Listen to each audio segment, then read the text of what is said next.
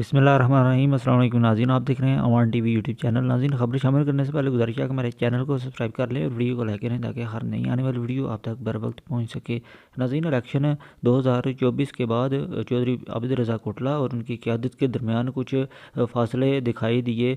कुछ फ़ैसलों की बना पर, चूँकि मुस्लिम लीग नून और काफ का इत्तेहाद है सूबे में और वफाक में, जिसकी बुनियाद पर चौधरी आबिद रज़ा कोटला ने अपने तहफ़्फ़ुज़ात का इजहार किया। ज़िला गुजरात की हुक्मरानी भी ज़ाहरी तौर पर जो है मुस्लिम लीग काफ के पास है, जिस पर चौधरी आबिद रज़ा कोटला ने क़यादत को आगाह किया तमाम तर तहफ़्फ़ुज़ात से, और चौधरी आबिद रज़ा कोटला ने इस फैसला को मानने से इनकार किया। ज़िला में मुस्लिम लीग काफ की हुक्मरानी उन्होंने तस्लीम नहीं की।